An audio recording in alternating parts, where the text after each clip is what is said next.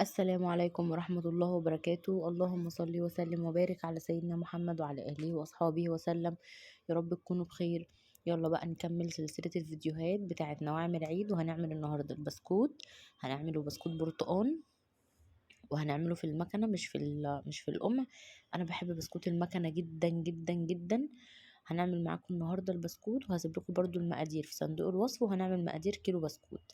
تمام كده. بس قبل ما نخش على الفيديو والطريقه، ما تنسوش ان احنا نصلي على النبي في كومنت، وندعي لاخواتنا في غزه ان ربنا يعدي الكرب ده على خير، وينصرهم نصرا عزيزا يتعجب له اهل السماوات والارض، ويرحم امتهم واموات المسلمين اجمعين يا رب العالمين. ندخل بقى على الطريقه.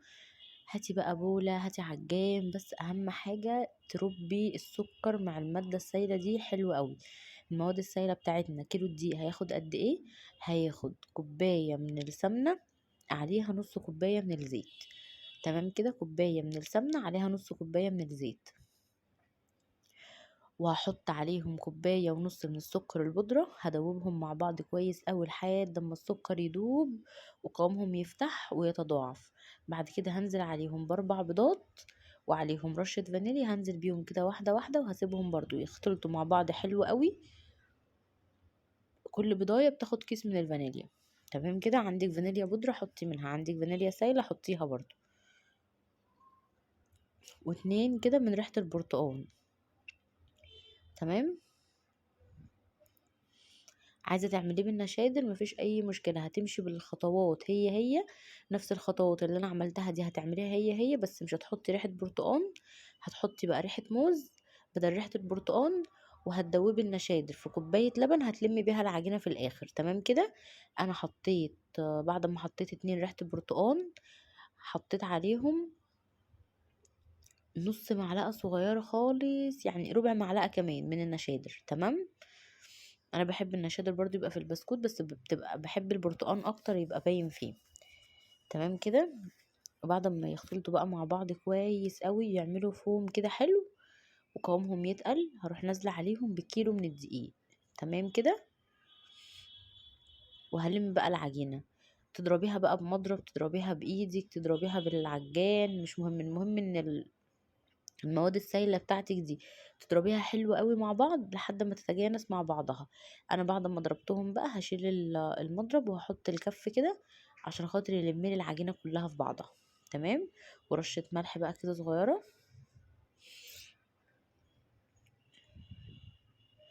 ونص معلقة من البيكنج باودر.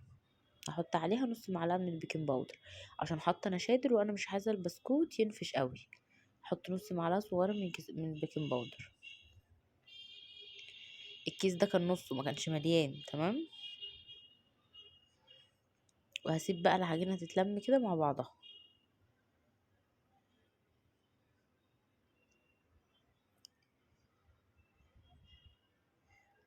وبعد ما العجينة بقى تتلم كده، واحسها كده ان شربت المواد السائلة بتاعتها كلها، وبقت عاملة زي الرملة المبلولة، هروح نازلة عليها بكوباية من البرتقان، اللي هو الفانتا البرتقان. هنزل عليه بكوباية من الفانتا البرتقان، وهنزل بالكوباية دي تدريجيا علشان خاطر العجينة تلم معايا.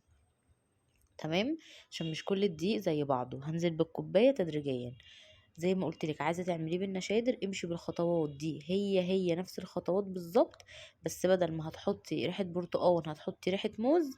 وفي الاخر هتلمي العجينه بال بكوبايه اللبن متقلب فيها النشادر. تمام كده. هتحطي معلقه النشادر بتاعتك، هتحطي بقى معلقه مش ربع معلقه، تحطي معلقه النشادر، هتدوبيها في كوبايه اللبن، وهتلمي العجينه بكوبايه اللبن دي. تمام كده. دي العجينه بتاعتي بعد ما لميتها كده بكوبايه البرتقال. قوامها ناعم قوي، بصوا شكلها اصلا وقوامها عامل ازاي. انا هشتغل في المكنه مش هشتغل في الكيس. هجيب بقى المكنه كده واحط فيها حته من العجينه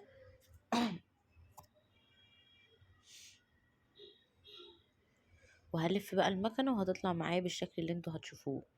العجينه حلوه جدا وكان ملمسها خطير.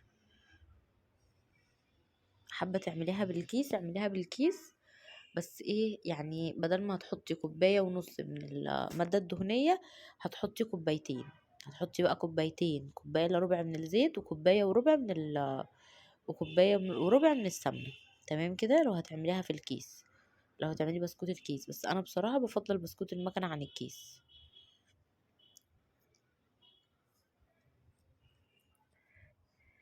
والصاج اللي هعمله هدخله الفرن على طول اسويه، مش هسيبه ان هو يقعد، لا الصاج اللي هيخلص هدخله الفرن على طول يستوي. السوا بقى بتاعه ازاي؟ بيستوي على درجة حرارة 170 على الرف اللي في النص، بياخد اللون بتاعه من فوق ومن تحت، لو ما وتولعي الشواية ياخد اللون بتاعه فوق وتحت وتطلعيه. ما خدش اللون بتاعه من فوق ومن تحت، اول ما يحمر من تحت كده ويشد نفسه، ولعي عليه الشواية ياخد اللون بتاعه من فوق وطلعيه على طول. السوا بتاعه سهل جدا جدا جدا.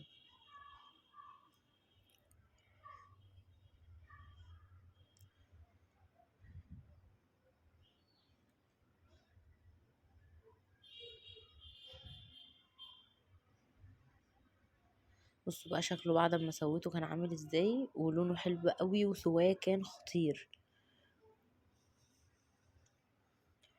السوا بتاعه كان حلو قوي. هرصه بقى في العلبة كده، بس العلب اللي انا برص فيها اي نواع من بتاعة العيد بقى، كحك، بسكوت، بديفور، غريبة، اي حاجة من الحاجات دي. العلب اللي باجي ارص فيها بحط في ارضية العلبة كده كيس، علشان خاطر العلبة ما تشربش المادة الدهنية اللي في الحاجة بتاعتي فتنشف معايا، لا انا عايزاها تفضل زي ما هي كده، بطعمها بكل حاجة فيها. فبفرش كيس كده في ارضية الكرتون عشان خاطر الكيس ده يحافظ لي عليها. تمام. وبرص الحاجة بقى كده فيه. يعني كيلو من الدقيق عمل لي كمية حلوة قوي من البسكوت. يعني لو هتشتريه من بره دول الوزن هتجيبيه من بره جاهز بتاع 2 كيلو، 2 كيلو وربع كده من البسكوت، واحنا عاملينهم بكيلو واحد بس من الدقيق. طبعا حاجة انت ده عاملاها بايدك وضمناها وضمنة نظافتها، فمفيش كلام يعني فيها. جربوا بس البسكوت بالطريقة دي، ولو مش بتحبوا بسكوت البرتقال جربوا بالطريقة دي هتحبوه جدا جدا جدا. خلاص بقى كده كان الفيديو بتاعنا النهاردة، يا رب الفيديو يكون سهل وبسيط وعجبكم. متنسوش بقى تعملوا شير للفيديو، سبسكرايب للقناة، وتفعلوا زر الجرس عشان يوصل لكم كل جديد. واشوفكم في فيديو جديد على خير ان شاء الله. السلام عليكم ورحمة الله وبركاته.